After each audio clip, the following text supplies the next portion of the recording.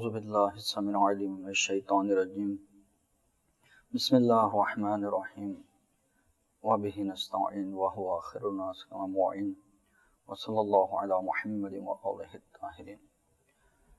یقیناً پوری دنیا کو کورونا وائرس نے متاثر کیا ہے، اور جس طرح سے دوسرے ممالک کورونا وائرس سے متاثر ہوئے ہیں، تو الحمدللہ ہمارے پاکستان میں اللہ نے کرم کیا اور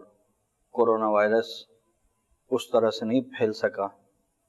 جس طرح سے دوسرے ممالک میں پھیلا ہے۔ اور یقیناً اس کم پھیلاؤ کے باوجود جو غریب طبقہ تھا وہ کافی متاثر ہوا، کیونکہ اس سے حفاظت کے لیے لاک ڈاؤن میں جانا پڑا، اور عوام جو روز کماتے ہیں اور روز کھاتے ہیں ان کے لیے یقیناً بہت مشکلات پیش آئیں، اور ابھی بھی مشکلات ان کے لیے موجود ہیں۔ ان مشکلات کو حل کرنے کے لیے وزیر اعظم صاحب نے بھی ماہانہ بنیاد پر لوگوں کی مدد کی، ان کے ساتھ تعاون کیا، لیکن اتنی بڑی آبادی کو کوئی ملک اور حکومت بھی مکمل طور سے کنٹرول نہیں کر سکتی، لہذا اس کے لیے ہمارے جو ویلفیئر فاؤنڈیشن اور دوسرے ادارے غریبوں کے نام پہ بنائے گئے ہیں، ان کو چاہیے کہ وہ اپنے ارد گرد تمام لوگوں کو دیکھیں اور ان کی خبر گیری کریں، اور ان کے ساتھ اس طرح سے تعاون کریں کہ وہ کسی کے آگے ہاتھ نہ پھیلائیں،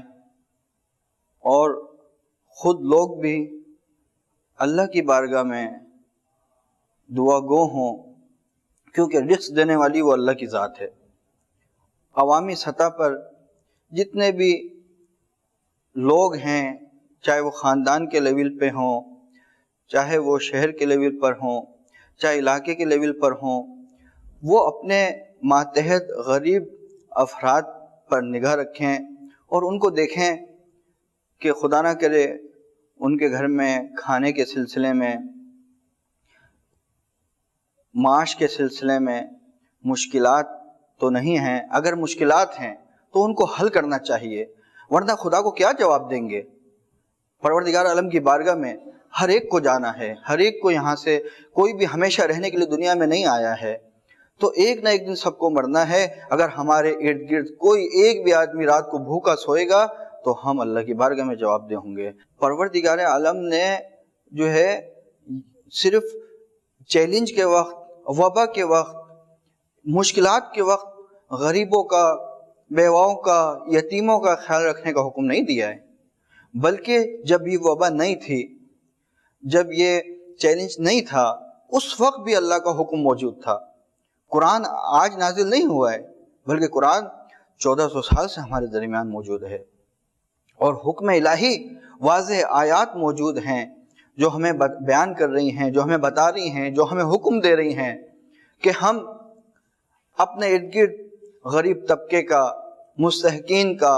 یتیموں کا، بیواؤں کا خیال رکھیں اور ان کی کمک کریں، ان کی مدد کریں۔ اگر ہم ان کی مدد کریں گے تو ہمارا پروردگار ہم سے راضی ہوگا، اللہ ہم سے خوش ہوگا، ہماری عبادات قبول ہوں گی۔ اگر ہم راہ خدا میں خرچ نہیں کریں گے تو یقین جانیں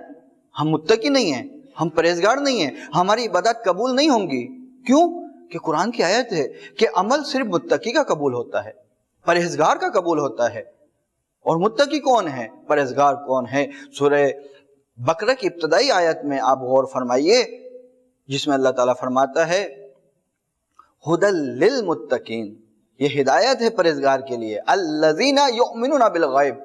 وَيُقِيمُونَ الصَّلَاةَ وَمِمَّا رَزَقْنَاهُمْ يُنْفِقُونَ۔ متقی کون ہے، پرہیزگار کون ہے، اس کی نشانی بتا رہے پروردگار۔ ابتدائی آیت میں آپ غور کیجئے کہ یہ وہ کتاب ہے جس میں کوئی عیب نہیں ہے، متقین کے لیے، پرہیزگاروں کے لیے رہنما ہے، رہبر ہے۔ ان کی متقی کی نشانی کیا ہے، علامت کیا ہے؟ الذین یؤمنون بالغیب، وہ غیب پر ایمان رکھتے ہیں، ویقیمون الصلاۃ، وہ نماز کو قائم کرتے ہیں، ومما رزقناہم ینفقون، اور راہ خدا میں خرچ کرتے ہیں۔ یہ پرہیزگار کی نشانی ہے۔ IRISS کا جو ادارہ ہے یہ بہت انتہائی پاکستان کا حساس ترین کام ہے۔ اس پاکستان میں اگر یہ ادارہ اور اس جیسے اور ادارے اسی طرح سے کام کریں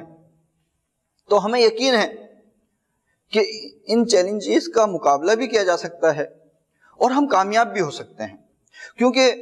مذہبی ہم آہنگی، مسالک کی ہم آہنگی انتہائی ضروری ہے۔ جب تک مذہبی ہم آہنگی اور مسالک ہم آہنگی نہیں ہوگی، ہم اس پاکستان میں، کیونکہ پاکستان میں ہر قوم، ہر قبیلہ، ہر مذہب، ہر فرقہ موجود ہے، اور جب تک یہ آپس میں ایک